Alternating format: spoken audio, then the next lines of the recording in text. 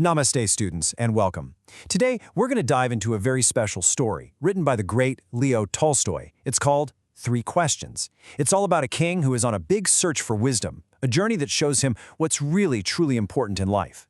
Are you ready to join him on this adventure? All right, let's begin. So, our story starts with a king who had this one big thought that he just couldn't shake.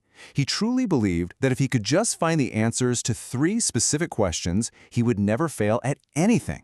His very first question was this: what is the right time to begin something?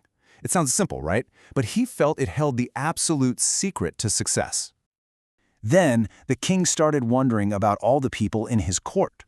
So his second question was, who are the most important people to listen to?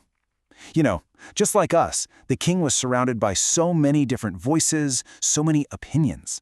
He really needed to figure out whose advice was the most valuable. And finally, his third question was all about action. He asked, what is the most important thing to do? As a king, you can imagine his to-do list was endless. He wanted to know which task, which duty was the most crucial of all. He was absolutely certain that these three answers were the key to being a truly great and wise ruler. So the king was completely determined to find these answers. He sent his messengers to every single corner of his kingdom, and they carried a grand announcement. He promised a huge reward, a really large sum of money, to anyone who could give him the right answers to his three questions. Well, you can imagine, learned and wise men from all over came to the court. But their answers? They were all so different. For the first question, some said the king needed a strict timetable. Others said, no, it's impossible to decide the right time in advance. A few even suggested consulting magicians. And for the second question, some said listen to his counselors, while others said, no, it's the priests or the doctors, or maybe even the soldiers who are most important. With so many conflicting answers, the king was more confused than when he started. He felt that none of these men had given him the true wisdom he was searching for. And so, he gave no reward to anyone. Instead, he decided to seek out a completely different kind of wisdom, from a humble hermit who lived deep in the forest. Now this is where the story gets really interesting, how the king decided to meet the hermit. He knew the hermit only met ordinary, common folk. So what did he do? The king put on simple clothes, left his horse and his bodyguard far behind, and walked into the forest all alone. This right here was his first step towards finding real wisdom, humility.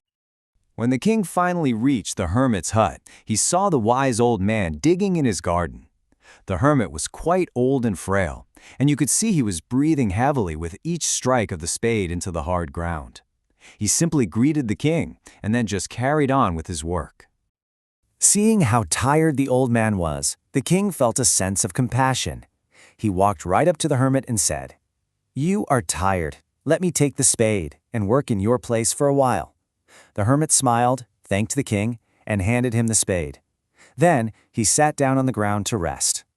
The king worked for a very long time, digging 2 whole beds of earth. He asked his questions again, but the hermit, he said nothing. As the sun began to set behind the trees, the king started to get a little impatient. Just as he was about to ask one last time and then leave, something completely unexpected happened. Suddenly, the hermit looked up and said, "Here comes someone running." The king turned around and saw a bearded man stumbling out of the woods, running towards them.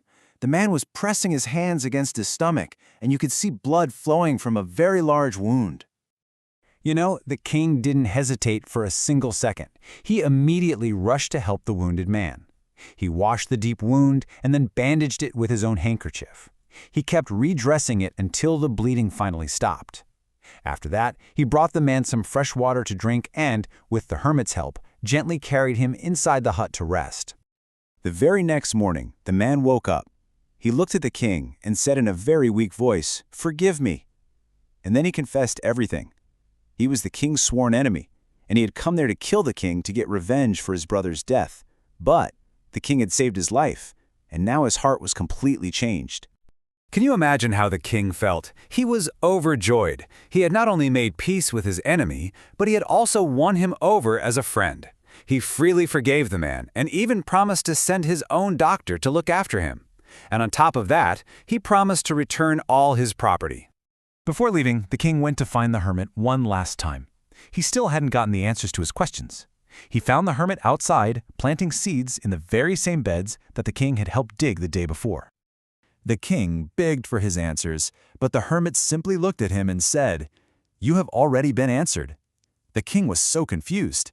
How? The hermit then explained that the answers were not meant to be found in words. They were hidden in the king's own actions. And then the hermit revealed the 3 answers. The most important time is now, because right now is the only time we have any power to act. The most important person is the one you are with at this very moment. And the most important work is to do good to that person. That, he said, is why we are all here. So you see, the king found his answers not in clever words from wise men, but in his own simple actions. The most important time was when he decided to help the tired hermit. The most important person was the hermit, and then the wounded man. And the most important thing to do was to show them kindness. This beautiful story teaches us that true wisdom is all about being present and being kind. So let's quickly remember the wonderful lessons from this story. The best time to do anything is always now. The most important person is whoever is right there with you. The most important thing you can ever do is to be kind. And remember, forgiveness has the power to turn an enemy into a friend. And now, I have a question for all of you. After hearing this beautiful story, how would you answer the king's 3 questions? Take a moment and really think about it. Your answers might just be your own first step on the path to wisdom. Thank you so much for listening, students. Namaste.